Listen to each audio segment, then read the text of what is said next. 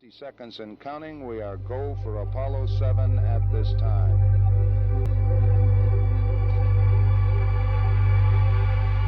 T-minus 50 seconds. The vehicle now pressurized, and the vehicle is go, as is the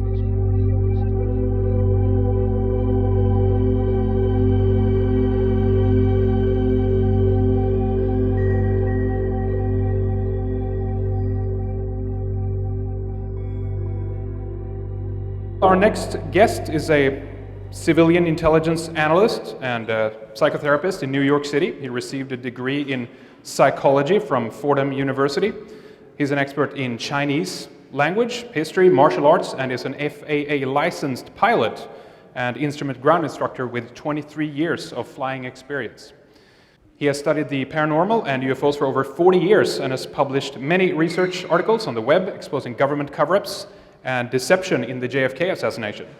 He has also written extensively to expose NASA's use of what he calls disinformation technology in suppressing evidence of extraterrestrial life and exposing the real nature and threat of the UFO phenomenon. He is currently the associate editor of UFOdigest.com, and we're going to get a chance to hear quite some interesting things here, I think, today about both photographic evidence, of course, but also presence of intelligent life that has been actively operating on and above the moon for ages.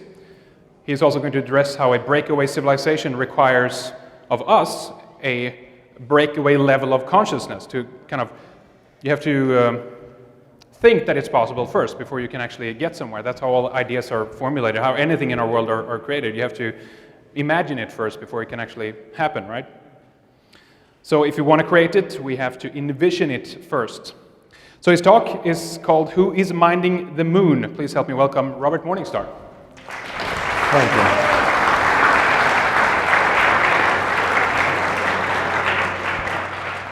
Thank you, everyone. It's truly a pleasure to be here. It's a big surprise for me. I expected to have been in England, but I gave that trip up because I feel that this is more important. I'm honored by Henrik and Jeroen, and I'm certainly honored to be standing here with such an outstanding group of speakers who have some of the most important information that this nation needs to hear. I was very pleased with the website and thrilled to see my statement. First statement, the truth is seamless. The truth is like a fabric. The truth cannot be ripped apart. The truth has no flaws, no gaps, no missing pieces. And my job has been, over the years, to reveal the truth. I call my presentation today The Revelation of Apollo, because what I'm going to show you today is what Apollo really found. And this has been hidden from us for 44 years, 45 years. The decision to hide these facts, because what I'm going to present to you are facts. The decision to hide these facts from us was made 1 year before the first Apollo launch to the moon. I'm talking about Apollo 8. But a year before that, in 1967, a very high-level decision was made as a result of a think tank's conclusions. The think tank that was hired by NASA is called the Brookings Institution. And they produced a paper called On the Peaceful Uses of Outer Space. The question that had been posed to Brookings was, what should we do if we were to encounter either intelligent life in outer space, signs of intelligent life on the moon, or signs of previous civilizations that had existed or visited the moon? The conclusion of the Brookings Institution was that the world should not be told. The Brookings Institution concluded that if the world were told, it would be too destabilizing to religion, to economics, to politics.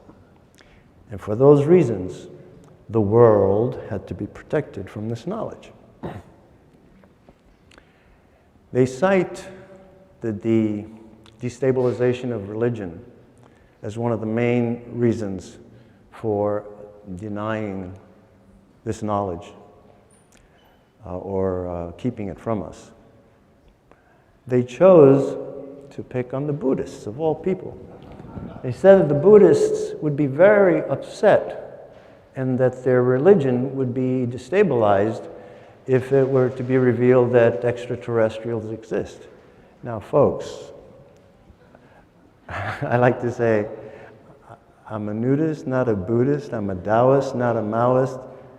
And I'm an eagle, not a beagle. Okay? And when I see something that's patently false, I have to speak against it. Now, the idea that Buddhism would be destabilized by the revelation of an extraterrestrial presence is fatuous. Buddhism has so many gods, so many spirits, so many demons, so many wrathful deities, so many benevolent deities, if you're talking about the beneficent deities of Tibet.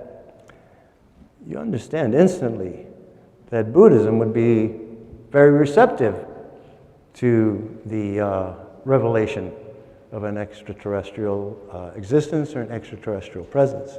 In fact, the Japanese, who are entrenched in Shinto Buddhism, have the longest historical record, official historical record, other than China's, of interaction with UFOs, extraterrestrials, and more importantly, the intervention of extraterrestrials in Japanese historical affairs. I recommend a book called The Chinese Roswell, Ludwig Herzog. This man was able to, his specialty is Asian UFOs, and he was able to journey into China to the region of the White Pyramid, which is forbidden to most foreigners. He has a very extensive account of the Japanese history with UFOs, going back to the 1700s. I would like to jump. This is going to be a time travel. We're going to be jumping time jumps, it's called. From that time, the 1700s, to modern times, there is a field of science and a field of science fiction. And in the realm of science fiction, one of the most memorable films of my childhood was a movie called The Mysterians. And The Mysterians was a 1957 Japanese science fiction story about a group of extraterrestrials that inhabited the far side of the moon and were coming down here to the Earth to abduct women and take them away to the moon. It's a wonderful movie, enthralling, which leads me to my next statement, which is, I learned from a Tai Chi master named T.T. Liang this adage, an axiom. To think is to create, imagination becomes reality. And today I'm going to present you both imagination and the reality that followed. I want, first of all, I'm going to point out my Facebook page because this is a place where you can find all this information. I feel the best way to protect oneself and the information is to put it out there. But I'd like to point out two things. One is this avatar for me, and this photo, which has been the icon of my page for as long as I've had it, actually. That photo was taken by Apollo 10. And we're going to go looking for that thing around the moon. That thing, I call it the Sentinel. And I call it the Sentinel after the book by Arthur C. Clarke, which came out in 1948. The Sentinel became the basis of 2001: A Space Odyssey. And in 2001: A Space Odyssey, if you'll recall, it speaks about a monolith that is found on the moon and points us to another place.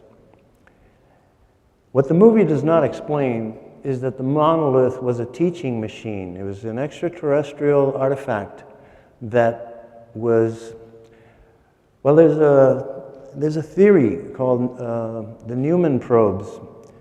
The idea was posited by a physicist named Newman. He said that a very advanced extraterrestrial civilization very far away might explore the universe by sending out probes and landers that would be sleepers. They would be dormant until they were triggered by something, in which time they would awaken and start to act.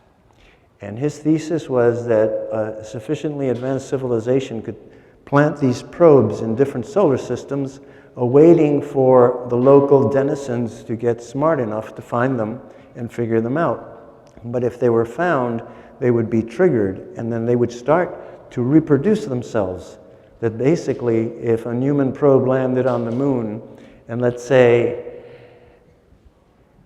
the extraterrestrial civilization decided that we're too dumb to know, but if we got smart enough to put out a radio beam or start talking to each other on radio, that the radio beacon might reach the moon and trip the object, the Newman probe, and then unfold it and produce a factory or another robotic entity, which might be a good description of the Greys, and that these would then start to act in the local solar system. Okay?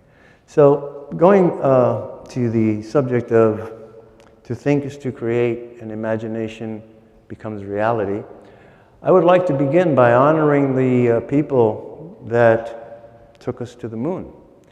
Our moon project did not begin in the 1950s. Our moon project began with imagination in 1936, 37, 38. So I would like to introduce you to the people who got us to the moon on the premise of imagination. These are the people that I believe planted the seed of the idea that our destiny was not to be jailed on this planet, and that man's destiny is to branch out and to continue to expand. All right, these are some of my childhood years. I want you to look at that moonscape, which I thought was pretty wild when I was a kid. But as I've grown older, I realize that these people did incredible sets that are amazingly accurate. And we come to the man who inspired us to go to the moon, and the man who inspired President Kennedy to believe that we could go to the moon. These are the people, the heroes and the villains of the Flash Gordon serial. These people, their nobility, their honesty, their heroism lives on in all of us who grew up with it. This list of actors, the producers, the Imagineers, if I may coin a word. And unfortunately, we don't have the sound, but it's a very inspiring piece of music by Franz Liszt. And I'm going to stop it right here. And I leave that. Okay, this is it's a really very interesting piece of film because it's got a lot of earthquakes and things that are coming down to Earth and affecting everyone on Earth. And no one knows what the problem is, the purple death from outer space. It involves chemtrails. The evil Emperor Ming is seeding the atmosphere. Dr. Zarkov finds out the seeds that they're putting in the atmosphere is a plague that is killing people, and they just drop dead in the street, leaving a purple mark on the forehead, and so the name, the purple death from outer space. All right, so I would like to go to the moon with you, And the first thing I'm going to talk about, again, those were the Imagineers that got us to the moon, but then there are the technicians, the scientists, and the astronauts who actually went to the moon. Yes, we went to the moon. Yes, many of the NASA photos, many of the NASA films are doctored, but they're not doctored because we didn't go to the moon. They're doctored because the Brookings Institution said, don't tell the people what you found. Fortunately, many of these, the volume of photographs and films that were taken is so great that it's actually impossible for human beings to expunge the truth because the truth is seamless. And there is a very special group of individuals at NASA who are true Americans who roil at the thought of being manipulated and coerced and forced to falsify the facts. And many of these people leak information. I take my hat off to Ken Johnson, Tom Van Flandern, former engineers, and a lot of unnamed individuals who, as good Americans and constitutional Americans, felt it's criminal to hide the facts from the public, and they have leaked this information. There are other individuals who didn't leak it but found it, and I'm a person who has delved into this very deeply. I actually honor and respect a very good friend of mine. His name is Edgar Mitchell, and I'd like to show you. Edgar Mitchell is the only astronaut who speaks forthrightly about most of what he experienced on the moon. They have to be like diplomats, and they are. And they say that the word NASA stands for never a straight answer. Unfortunately, a lot of the astronauts practice that except in private. But Edgar Mitchell, I had this privilege of meeting him at the Explorer Club in 2007 in New York City. And I asked him a question. I asked him to describe for me the internal structure of the crater Eucurt.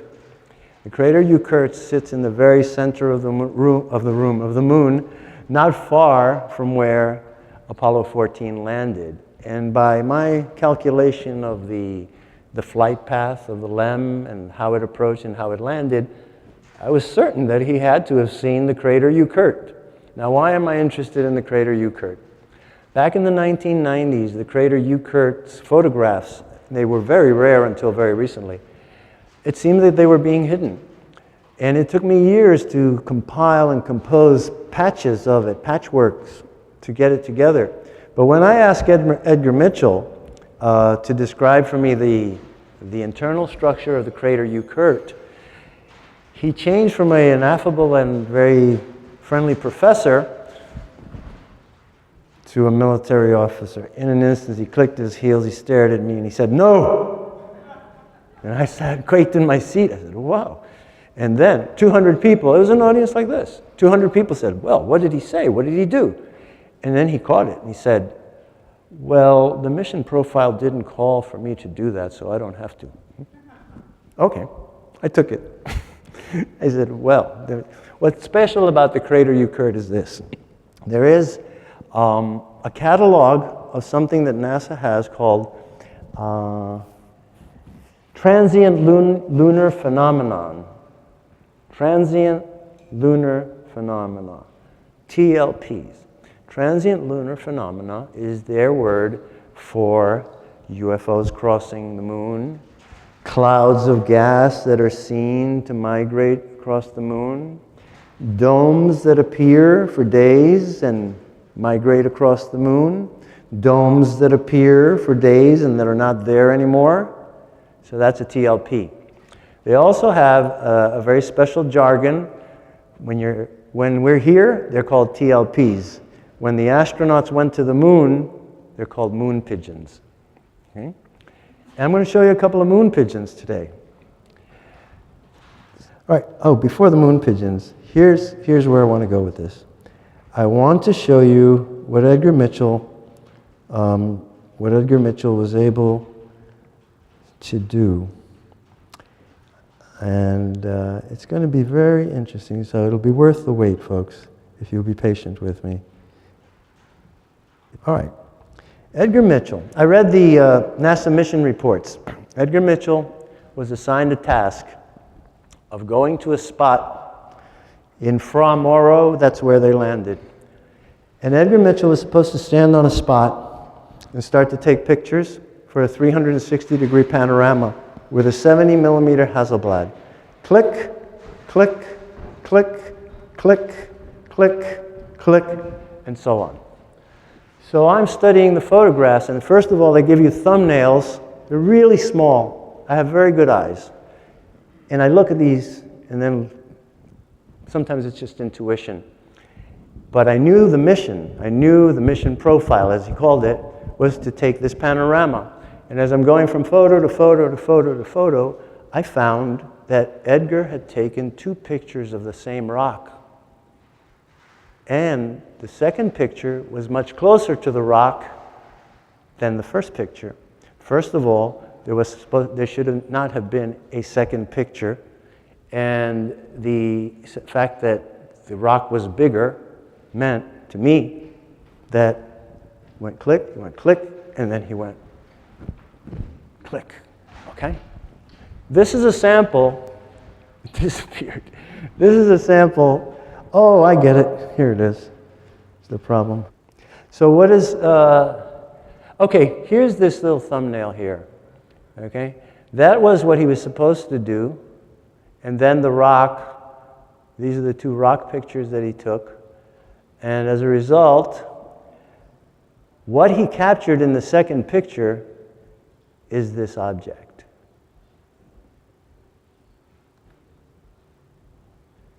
And this object is a rather anomalous object that has very strange characteristics, has a strange shape. It's not the first time that I've seen it. It's not, it's a rather unusual object of undeterminable dimensions. This is a picture of what I have labeled the moon racer. And this actually comes from a photo, Apollo 15, magazine 83, photo 11 to 18. Magazine 83 was missing for 40 years. And a YouTube investigator, who gives his name as Luna Cognita, the known moon, found it about 2 years ago, and he found these missing pictures. What's unique about these photos is they weren't taken from the surface. There was an EVA, it's called a standing EVA, which I did not know about until this gentleman brought it to my attention, where the astronaut would climb up to the top of the LEM, throw open a hatch like a tank, to familiarize you. The hatch goes up, the tanker goes up, shoulders out, and they did this type of picture. But the magazine was missing for 40 years, and now we know why. Because this object appears in 2 of the photographs. That's an enhancement to bring it up, because the photo is very, very dark, and some of the things I do is to bring up detail. For example, in the original, it's almost all black. You can see this very strange configuration. Now you see the surface of the moon. You see contours here. You see these odd things up in the sky. Kind of looks like clouds. Remember TLPs? Transient lunar phenomena. Some of them have been black clouds that moved across.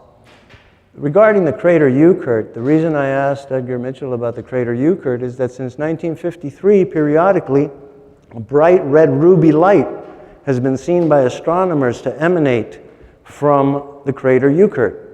Now, the crater Euclid is a circular crater with an almost perfect equilateral triangle. I'm sure that if you've explored the internet and lunar anomalies, you've seen a photograph of a crater that has a 6-pointed star inside it. When the sunlight, high sun, hits the crater Euclid, the rays break off the central triangle, and they cast points of light on the rim, creating this six-pointed star. The other part is when that six-pointed star is not being shown, is that the crater Eucurt looks like the model for the eye in the pyramid. You compare crater Eucurt to the dollar bill, and you'll see the similarity of the Great Seal, the eye in the pyramid, but you'll also see our stars, the 13 stars arranged in a six-pointed star. So that was my interest in crater Eucurt. This is the other picture of what I call the moon racer. This is a photo taken by the Apollo rover. And this is Apollo 16. And as he was going by, this film is running, and I'm watching it. And this is 1/24th of a second. And I saw this appear and disappear. I captured the frame, and then I shot this off a 42-inch monitor so that it's backlit.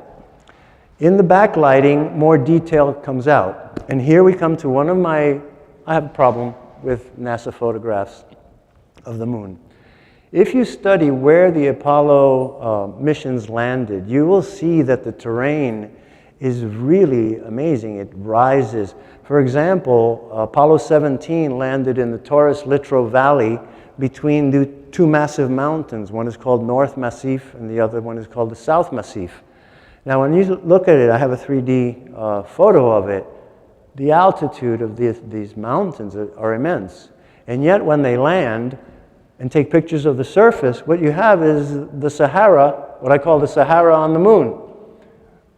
Many of the photographs that NASA released in the 80s, 90s, into 2000, one of the things about it that really bother me is that there's no stars. The sky is black. Now, I've taken these photographs and enhanced them to bring them up as I did this one. You increase something called the gamma, which used to be called gain. Gamma, brightness, sharpness, and contrast. Those are the three functions I do. I do no photoshopping. I just illuminate what's in the dark. And as time went by, I would find these photographs, illuminate them, and the sky turned into magic marker. Things blocked out, and really sometimes very, very crude, very crudely done. So I've gotten into the habit, whenever I see that something is really black, I go into it and I bring it out, and you would be amazed at some of the details that comes out. Now, Apollo 16 landed near this crater called Descartes. It's a crater, high rim, jagged edges, but it looks like the Sahara. And yet, when he got into the rover, John Young took off like a bat out of hell, and I was standing in front of a 42-inch monitor, and he rock and rolled across the plains, and he was going someplace really fast for some reason. And I think it was to look for where this thing was coming from. Now, when I found this, I thought that this was something passing on the other side of the moon. I found another one about a minute later that looked like a meteor. I said, there's no atmosphere on the moon. How come there can be a meteor? A meteor goes incandescent because of the friction with the atmosphere. So I was really curious about these photos, but I worked on this one, and I'd like to show you something. I believe it's the next photo, so we should be able to... All right, there's the moon racer. Let me enlarge this a bit, and I'll show you what Buzz Aldrin was talking about. This craft appears in the film that I was trying to show you, Apollo 16 onboard camera. The remarkable thing about this scene is it's only 6 seconds long, but my eyes are very sharp, and I saw something coming across the moon that looked to me like Wonder Woman's airplane. Remember Wonder Woman flew an airplane that was transparent, what we would call stealth? Well, I picked up a form racing across the moon. It lasts 6 seconds, and then chop. But before the chop, 3 frames were left intact. The 3 frames show this craft crossing the horizon, beyond the horizon, the next one up, 3 lights space stations light up. And this is a time capsule, friends. This is a message from the past. I talked about those NASA technicians who roil at the thought of having to hide the facts. And they're told, destroy this, cut this out, chop that film. Well, whoever was told to do that with this film did his job, but he did it very subtly, and he signed it. And the signature is this gash of a splice mark. Any of you who have worked with 8 millimeter, 16 millimeter, 24 millimeter film, you know you have individual frames. And if you're going to edit something, to do it cleanly, you cut between the frames along the black line, and you just see a jump in the film. Well, this particular film shows the 3 frames that I'm referring to. The moon racer on the horizon with that wing down in the over the moon. This one, which is clear, the third one, in which the lights light up. But the editor, when he chopped the film, he did not cut right across the bottom of the frame. What he did is he left 1/5 of the frame, the ensuing frame. He carved it out, and I took that to be a signature. That's what actually caught my eye. I could see, first of all, I saw this, but then I saw the jump. So when I froze that frame, it showed, it's like, you know, you can take an X-Acto blade and go perfectly straight. He went, and he scraped it, and then he joined it. And this is a time capsule. Somebody in NASA saw this thing and was told to remove many more feet of this thing traveling up into space after the space stations light up. And his sense of righteousness did not permit him to go all the way. They told him to cut the film, get this thing out of there, put it out of sight, but he left 3 little frames for someone in the future to stumble upon it and recognize what was there. Remember what Buzz Aldrin said, and it was quoted by Michael this morning, that their ships were far bigger than ours, faster than ours, and after they saw them, there was no question at all of a moon base or a space station. Why? Because somebody is already there, and somebody has been already there for a very, very long time. So let me continue with this slide presentation, now that we have a handle on it, and I hope the handle stays on. All right, this is the moon racer crossing the horizon. It's a very subtle picture, but in here, you can see this white is white on white, and if you have a really good eye, you see that this is that edge of the wing, the body of the craft. I look at it and I said, boy, they must have given this to Spielberg and George Lucas for Star Wars as a model for X-wing fighters or even the Millennium Falcon.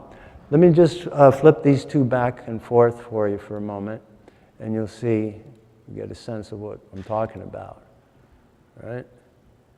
All right, now we'll continue. We'll see. Okay, this is what I was looking for. This is the same picture I showed you a few seconds ago. This beam of light rising.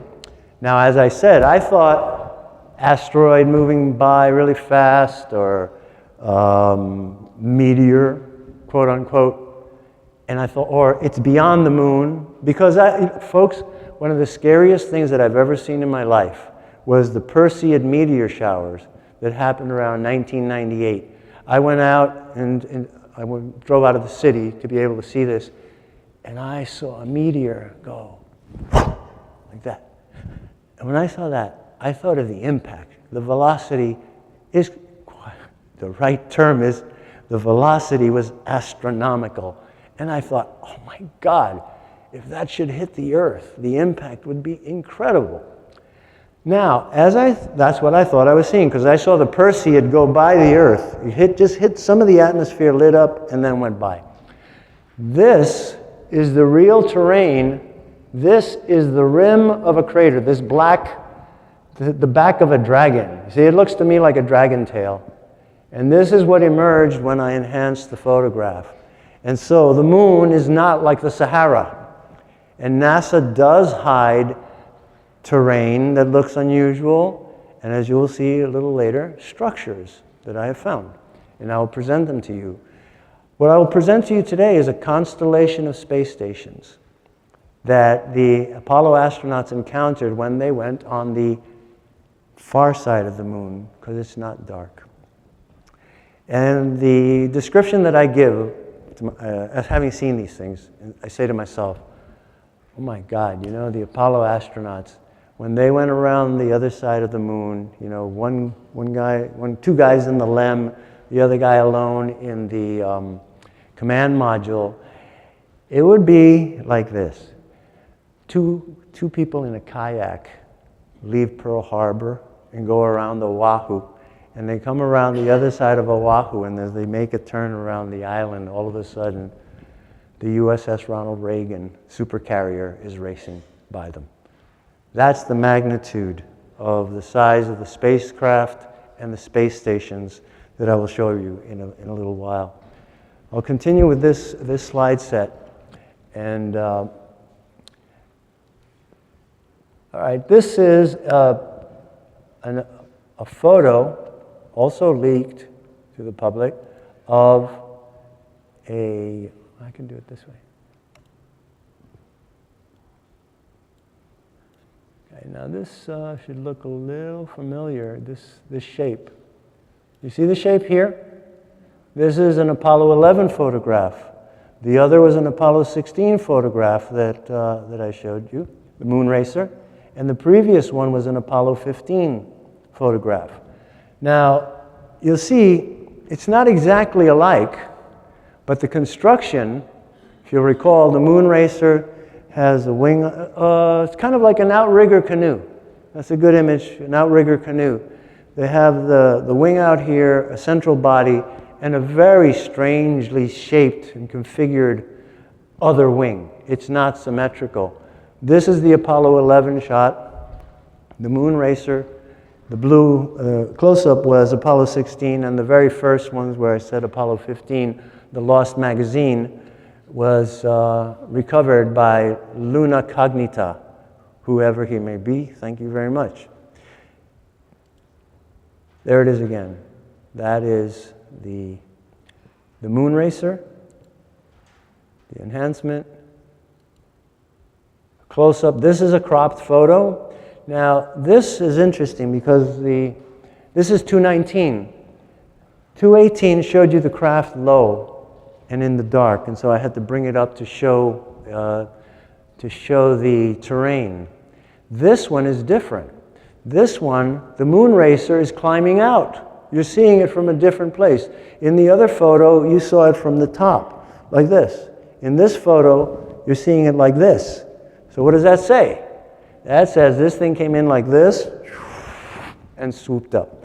And that's exactly what it looks like in the Apollo 16 film that I may be able to show you a bit later. So moon racer was, well, you know, when we have intruders along the coast, we used to send out fighters to intercept them and check them out and see what their business was with us. Well, I think that this is the purpose of this craft. They came, they saw the Apollo lander, and they decided to give us a message. And they repeated the message with every flight, which is why there was no Apollo 20, Apollo 19, and the mission stopped at 17. By Apollo 17, we got the message, terminated it. The excuse was funding, but I don't think it was funding myself. Now let me go on. Hiroshima on the moon is an area that was mapped by the Chinese. The Chinese satellite, the second probe, Chang'e 2, went to the moon, and in going to the moon, it took a picture. It took, actually took quite a lot of pictures of an area that is an area of vast devastation. It's an area of vast devastation laid waste.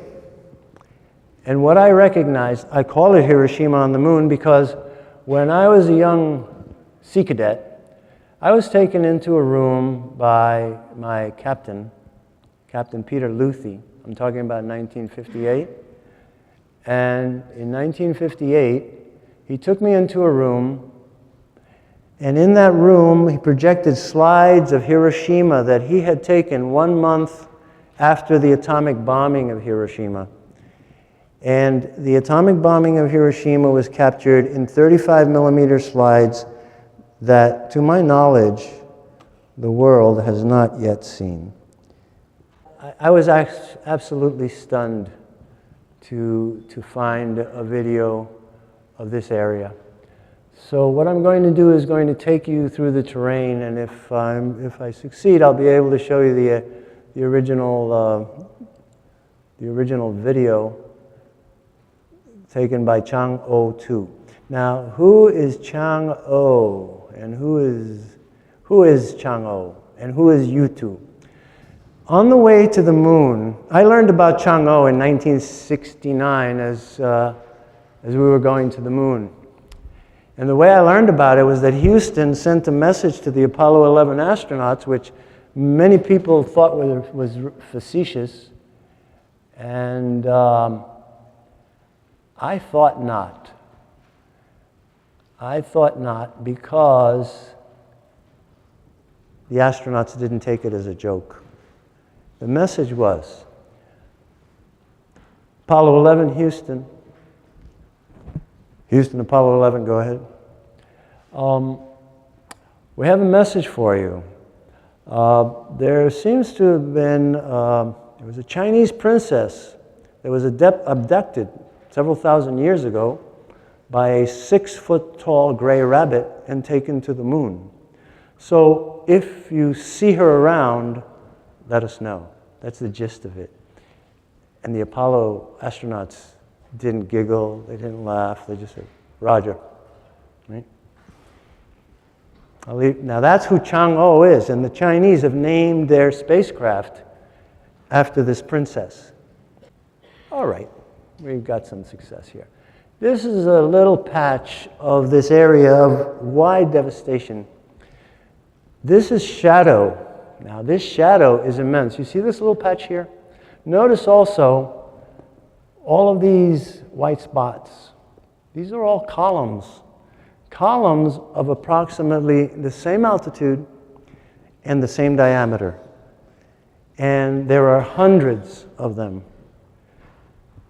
So let's go through this area, and then I will see if we can get... all right, I had a video of a man named Carl Wolf, who was a U.S. Air Force sergeant in the 1960s, and he was stationed in Langley, Virginia, in photo reconnaissance.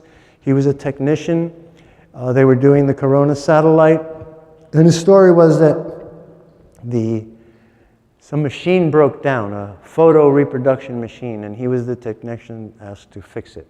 He had a high top secret crypto clearance, and he was ferried over to this special hangar at Langley Air Force Base, Langley, Virginia, and told to fix the machine.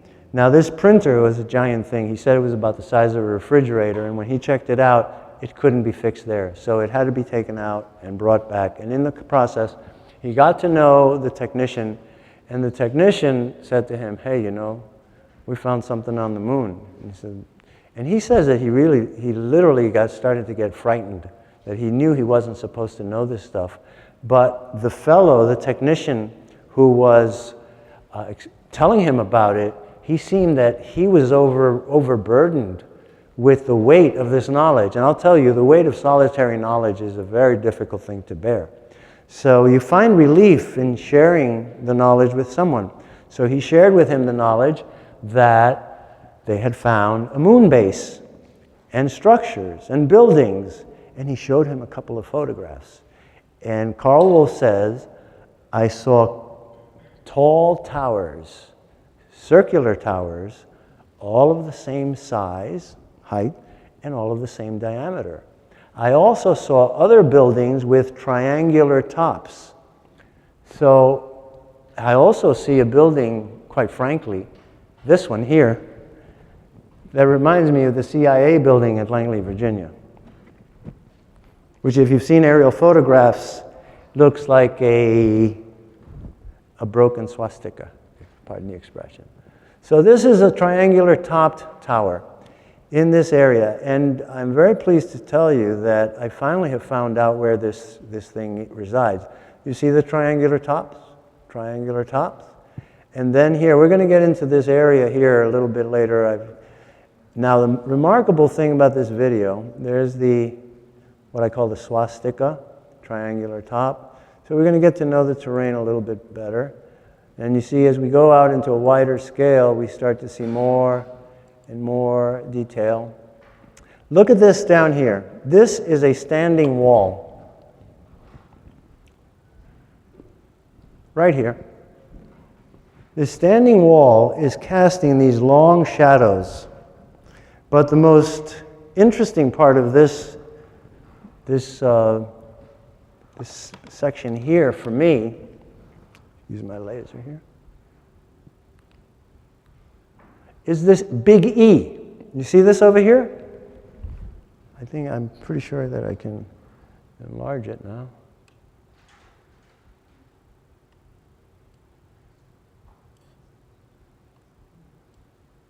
Now, this big E over here, as I call it, reverse E, is a rather unusual thing to find. First of all, it's standing upright, right? It seems to be almost like a gateway. There's a wall, right-angled here, as if this were or had been a chamber. Likewise this. I have found a lot of square craters on the moon. Square craters, rectangular craters, square craters, and other very unusual looking structures is quite plainly what I'll call them. As we come by, we go over here, we back out a little bit. All right. Okay, this is the plane. On this side of this plane, it is just leveled and rubble is strewn all over. But to the left side, or what we would call to the west, there remains an amazing infrastructure. I would also like to point something very unusual out to you. This mist here. What I have found in this area, in the Chinese Chang'e 2 satellite video, and I'll tell you folks, it is the best, clearest, highest resolution video that I have ever seen of the moon. Now, the interesting thing about this video from the Chinese is they visited this place morning, noon, and night. This very short video shows morning sunlight striking the top of a structure. And at the top of that structure is a white cross. Okay, so in 15 minutes. Right, so there was this white cross, and the Chinese went back, and I say morning, noon, into evening. So they got morning sunlight, midday light, and evening light. However, that means that the Chinese satellite went back there repeatedly for 2 weeks, because the morning on the moon is 1 Earth week long. And so, the moon is turning, 28-day period. When part's in sunlight, it turns very slowly. So when the Chinese found this, they kept going back to look at it again and again and again. So that tipped me off that this is a very important place, very important place. This is a much better photograph than the other. And we have, again, the triangular topped buildings that Carl Wolf described. We have structures here. Now this is the most amazing structure to me, because it appears to me to be a stadium. Not just a stadium, but a stadium All right, if you can imagine where the stadium where the Giants play, the stadium, and if you can imagine the gateway to the west in St. Louis, this is inside the stadium, this is out of the stadium. Then we have this structure here, which is pretty much symmetrical. You see? These two tops go across, these two tops, sort of like an egg crate type of structure. And then we proceed to other areas of this region. I'm told I only have 15 minutes to finish up, so I'm going to go through this fast. Oh, here, look. That's a much better photo of these two structures. What I call the stadium and I call the arch. So let's go through this and just get a hang of it. Again, I'm really fascinated by the triangular topped structures, the stadium with the arch coming out of it, the, may I call it the Intercontinental Hotel? Because it reminds me of the place where Howard Hughes wound up in Nicaragua, and he left just the day before the earthquake of '72. Howard Hughes had retired recluse, and he had taken residence at the Intercontinental Hotel in Nicaragua, Managua, Nicaragua, and stayed there until the day before the earthquake. So this reminds me of that structure. So I like to label things in terms that are familiar to us. Again, I'm concentrating in that area. I'm going to go, here's this mist. Now, in the film you see, in the video, you see that this area is near a cauldron of boiling up smoke. And the smoke overrides these structures, and at other times it settles, as it has settled here. Now, that area, the black area, is an abyss. It's an area called the Mare Orientale, and it's one of the biggest structures. Again, the Big E, close up to the Big E and the standing walls. Okay. This is the object that I showed you earlier. And this object is an object that NASA says is a 1.5 foot piece of mylar. 10 minutes? 10 minutes, okay. A 1.5 foot piece of mylar. You know, I get offended when people treat me as if I'm stupid. And I'm sure you're the same. It is a great offense to be told that the obvious is not the obvious. Now let me explain to you why this cannot be a 1.5 foot piece of mylar. And the answer is in the shadow. You see? That shadow. That shadow can only be produced by two things. It's either the moon or the spacecraft. However, the sunlight is coming from the wrong direction for it to be the spacecraft. Now, there is a curve to this. Now, if you take that curve and finish off the circle, you'll find that this wedge is approximately 10 degrees of arc. 10 degrees is 1/36th of a circle. 1/36th of, you've got a calculator? 1/36th of about 6,000 miles, the circumference of the moon. So you get about 166 miles. So this object is about 166 miles in the vertical. There are 3 photographs of it. The object moves, it emerges from the sunlight, into the sunlight, it turns, and now we're getting to the nitty-gritty, which is, here, I can't tell you how I felt when I found these space stations. Because they are consistent in their shape.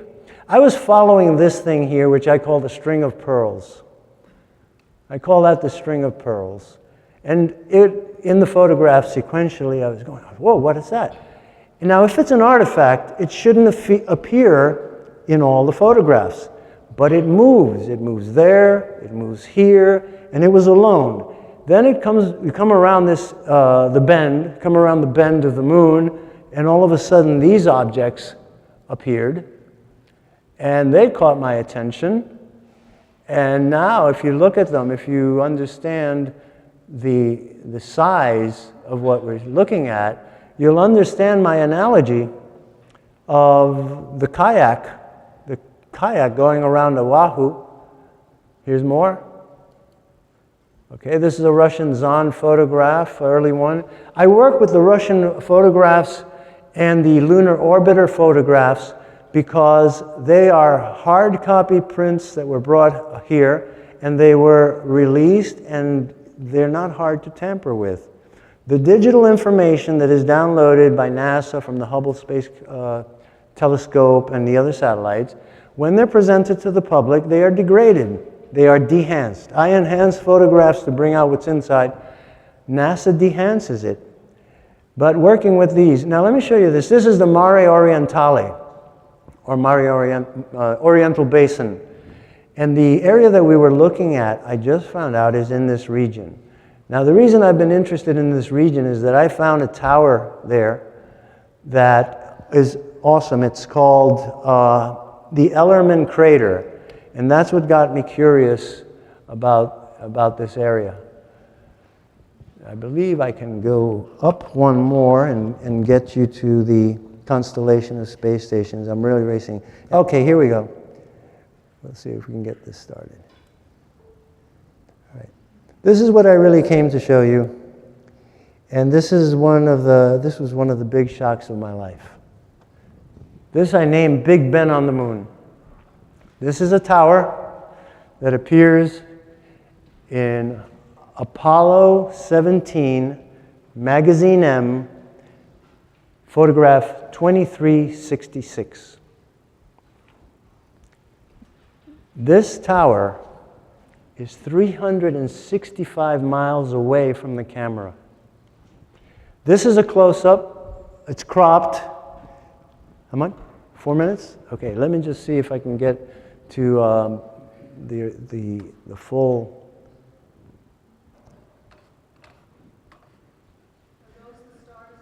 Yes, ma'am. Those are the stars in the sky. And you know, years ago I kept saying, why does NASA take the stars out of the sky in the Apollo photographs?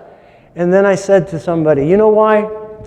Because the constellations that you see on the moon are the same constellations that we see from the Earth. And any anomalous light that appeared in any of these photographs, you would instantly say, what is that? And that was the reason, as I'm going to show you, if I can get through to the file that contains, let's see, okay, let's go one more. All right, that's a clear shot without the labels. I have just calculated, let me just say something about Einstein. If we're going to have a breakaway civilization and a breakaway consciousness, we have to break away from Einstein. Because there is a fundamental fallacy and a lie in Einstein's statement that we cannot go faster than the speed of light. And I've addressed this question to some of the top physicists in America. One physicist said to me, you're absolutely right. The other one said, what? No, we have never found any exceptions to Einstein's theory of relativity. And what I said to this scientist, who's very famous, but I won't embarrass him, I said to him, Professor, don't you think that it's a fallacy, fallacious thinking, and a non sequitur for Einstein to say that we cannot travel faster than the speed of light, and yet his equation says E equals mc squared? How can you posit a value of c squared when nothing can travel faster than c? They stand speechless. They stand speechless. They have no answer for that. And I'd like you to think about it. The photo of Einstein? I have no photo of Einstein to show you here today. But that's an equation that relates to this. And another time, perhaps, this is a concept of what the interior of the moon might be, because the moon has hollow spots inside. And, let me finish with this. I know my time is short. It's not what I wanted to show you completely, but this is a very beautiful photograph of San Francisco. And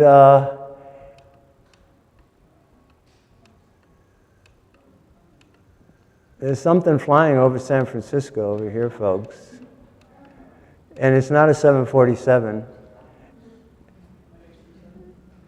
And, no, it's a 1.5-foot piece of Mylar. The problem is that I have two pictures of this, and they both show this object. Oh, there it is again, look.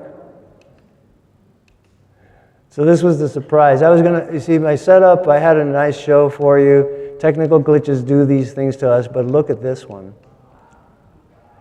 So where is this breakaway civilization, folks? It's right over our heads. But we don't look up, or not all of us look up. I know Jeff Krause of MUFON looks up. Thank you. Thank you, Jeff. So there it is. This is your neighbor. This is the company we keep here in San Francisco. Let's see what else I can finish up with. If I have one more picture, let me just finish. But maybe we'll leave it at that, and if there's another time when we can get this fixed, I will try to do the presentation again. Okay? All right. Thank you very much. Thanks, Robert. Thank you. Thanks. Thank you, Robert. All right, thanks, Robert.